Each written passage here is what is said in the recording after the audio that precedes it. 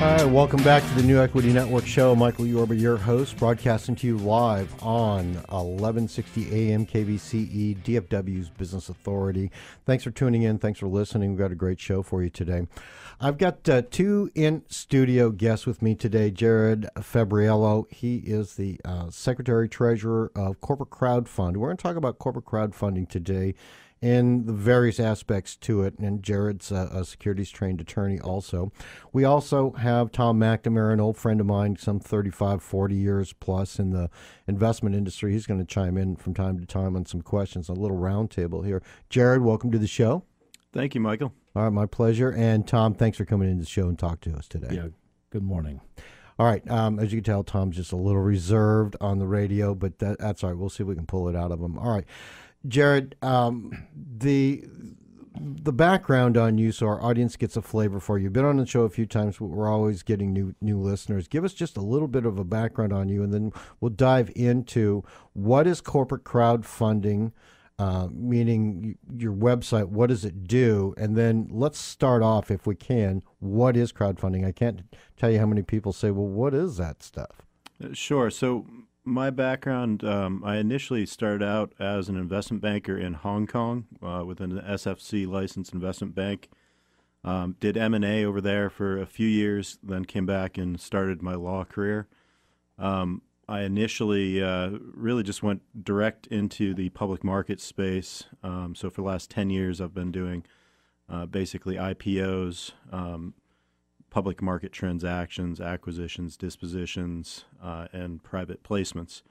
And that background led me, towards crowdfunding. When the Jobs Act passed, my partners and I believed that it was going to be a game changer. So we went out, acquired some domain names, and for about the last 4 or 5 years now, we've been developing corporatecrowdfund.com.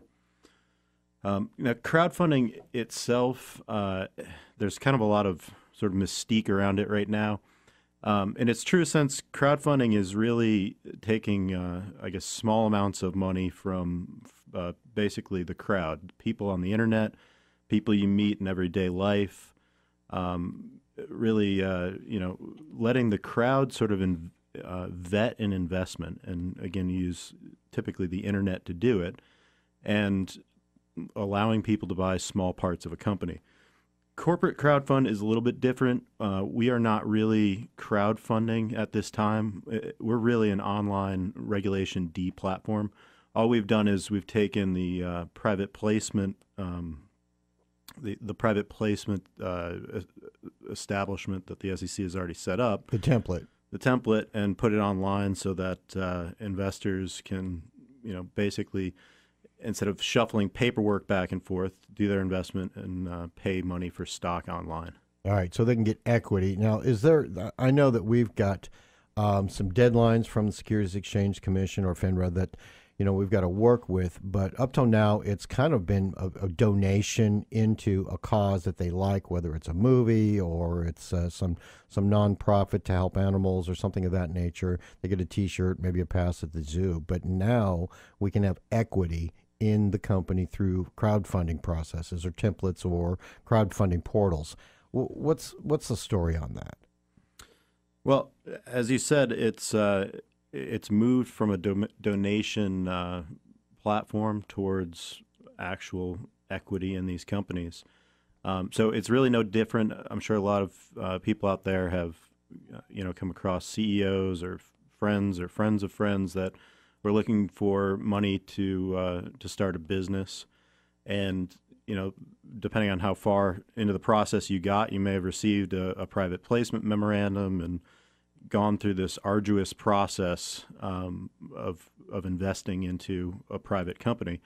So really all we've done is just simplified that process. Instead of, receiving a paper PPM and shuffling your subscription agreements back and forth, we put the whole thing online so that when you meet somebody or a CEO meets somebody, or if he wants to leverage his contacts, he simply sends out his corporate crowdfund profile to his investors, similar to a Facebook profile or something like that. And then investors can look through his documents. The crowd can vet his deal And if people are interested, they can click invest and invest through an e-check directly online and buy stock in the company. Once the investment is closed, they receive a stock certificate from an SEC registered transfer agent, which protects them. And hopefully down the road, as the investment grows, and again with some of the new developments like Reg A Plus, they can then create a market that's large enough to actually put the company on the over-the-counter markets.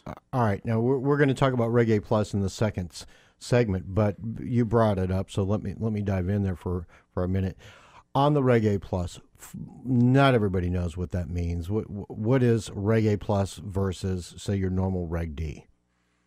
So Reg A was really devised as a way for small businesses to raise capital through a registration statement filed with the SEC and through free trading stock. The main difference is that with a private placement, the SEC does not look at the documents.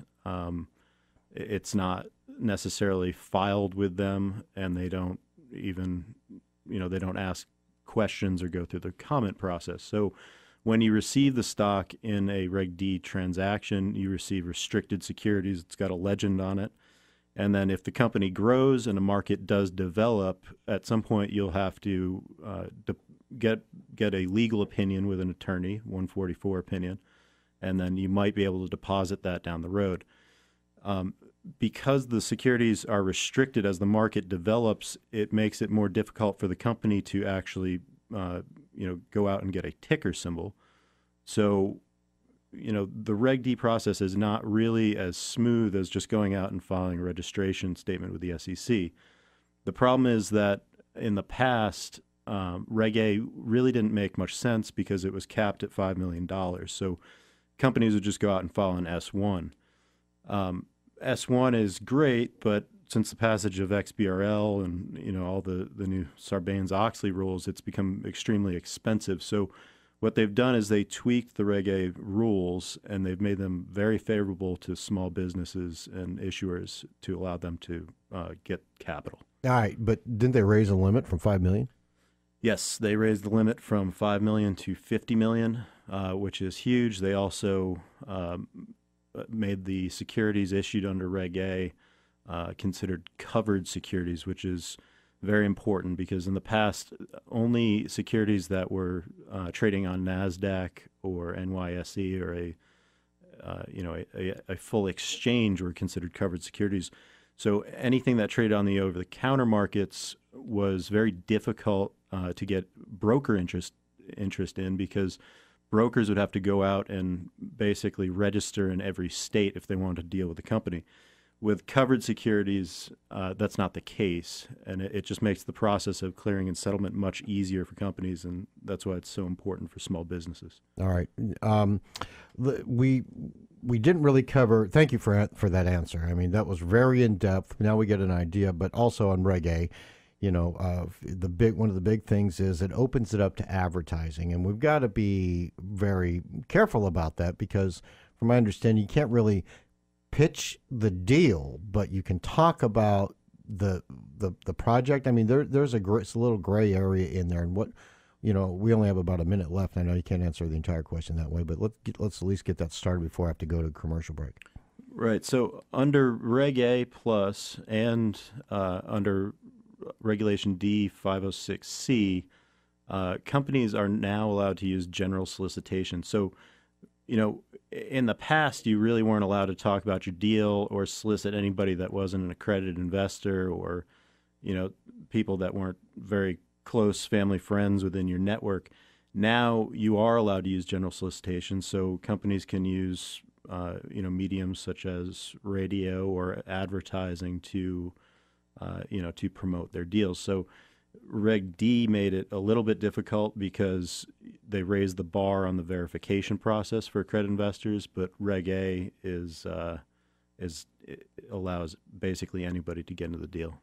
All right, let's do this. That's a lot of questions. Let's take a break right now, and we'll come back on the other side of the commercial break with Jared Febbroriello, and maybe Tom will have a question for us or two on the other side, Tom McNamara. You've been listening to the New Equity Network show on KVCE 1160 AM, DFW's Business Authority.